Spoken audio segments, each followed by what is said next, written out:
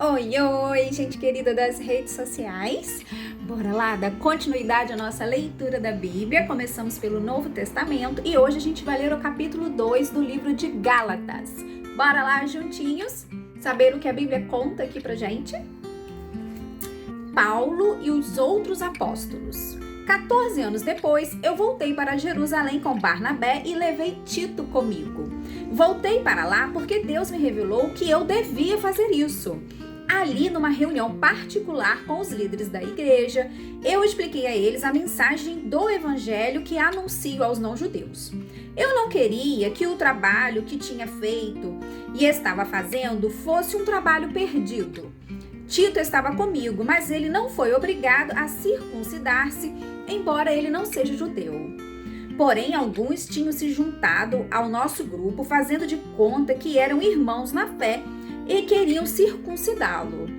Eram homens que tinham entrado para o grupo como espiões a fim de espiar a liberdade que temos por estarmos unidos com Cristo Jesus e para nos tornar escravos de novo. Mas em nenhum momento nós cedemos, pois queríamos que vocês tivessem o verdadeiro evangelho.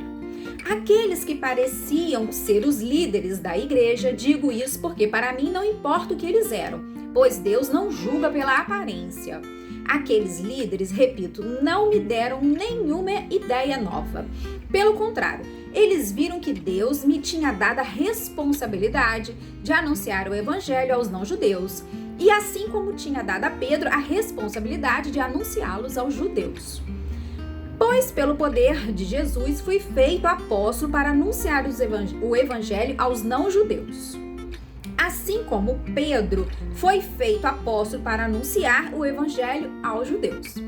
Por isso, Tiago, Pedro e João, que eram considerados os líderes da igreja, reconheceram que Deus me tinha dado essa tarefa especial.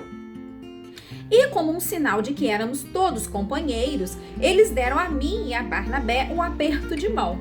E todos nós combinamos que eu e Barnabé iríamos trabalhar entre os não-judeus e eles entre os judeus.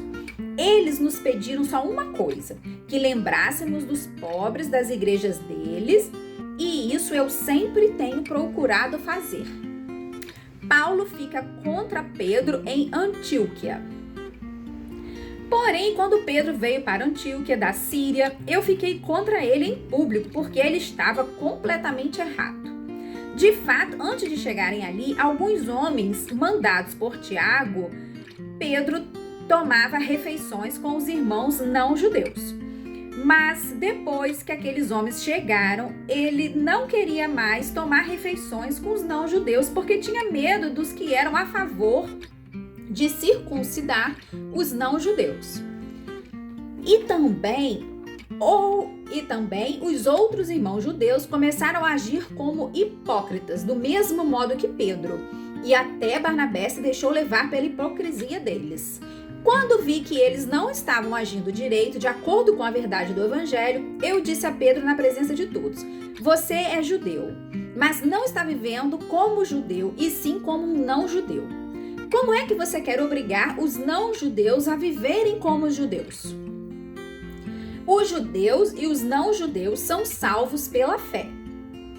O fato é que nós somos judeus de nascimento e não pecadores não-judeus, como eles são chamados. Mas sabemos que todos são aceitos por Deus somente pela fé em Jesus Cristo e não por fazerem o que a lei manda. Assim nós também temos crido em Jesus, em Cristo Jesus, a fim de sermos aceitos por Deus pela nossa fé em Cristo e não por fazermos o que a lei manda. Pois ninguém é aceito por Deus por fazer o que a lei manda. Ao procurarmos ser aceitos por Deus, por estarmos unidos com Cristo, fica claro que somos pecadores, como os não-judeus. Mas será que isso quer dizer que Cristo trabalha a favor do pecado? Claro que não.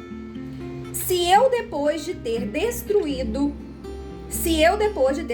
a lei, começar a construí-la de novo como meio de ser aceito por Deus, aí sim fica claro que eu havia quebrado a lei. Pois, quanto à lei, estou morto pela própria lei, a fim de viver para Deus. Eu fui morto com Cristo na cruz. Assim já não sou eu quem vive, mas Cristo é quem vive em mim. E esta vida que vivo agora, eu a vivo pela fé no Filho de Deus, que me amou e se deu a si mesmo por mim.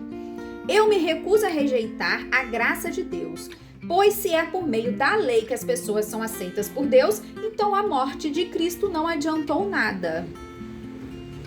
E assim concluímos este capítulo 2. Desejo que vocês tenham uma ótima reflexão sobre o que nós lemos aqui e que Deus os abençoe e até amanhã, pessoal!